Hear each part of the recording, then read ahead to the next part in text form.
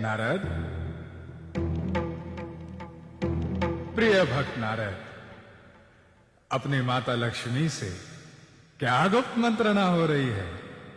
तनिक हमें भी तो ज्ञात हो। हे इष्ट राधे, आपके श्री चरणों में बारंबार प्रणाम। अच्छा हुआ आप उचित अवसर पर पधार गए।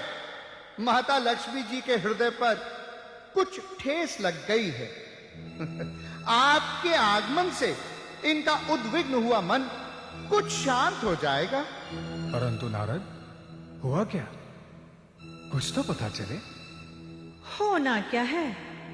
देवी सरस्वती के मन की मलिनता का रहस्य नारद ने आकर यहां खोल दिया। अच्छा नारद जी, क्या बात हुई? नारद क्या कहेगा, मैं कहती हूँ। प्रसंगवश ब्रह्मा जी ने कह दिया कि सरस्वती से लक्ष्मी श्रेष्ठ है, तो सरस्वती ये सिद्ध करना चाहती है कि लक्ष्मी से वो ही श्रेष्ठ है। नारद, जो भी हुआ अच्छा नहीं हुआ।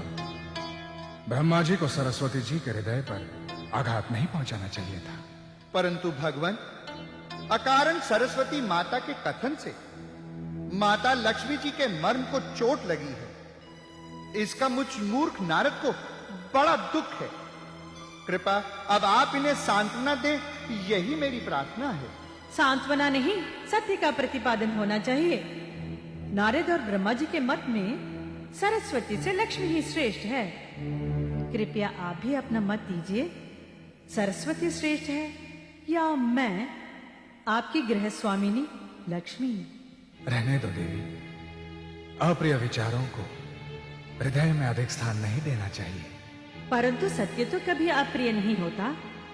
आप तो सदैव न्याय के पक्षधर हैं, फिर स्पष्ट कहने में संकोच क्यों कर रहे हैं? छोटा सा तो प्रश्न है, सरस्वती और लक्ष्मी में श्रेष्ठ कौन है?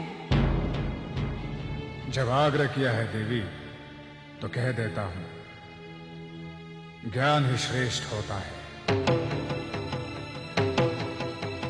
नारायण नारायण।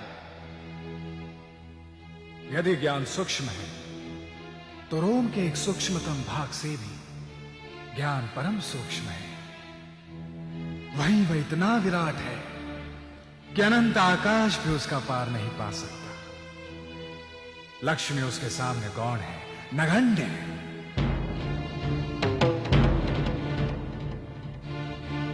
ज्ञान स्थिर है, लक्ष्मी चलायमान है। ज्ञान की चोरी नहीं होती, वो कभी घटता नहीं, बल्कि बढ़ता ही जाता है।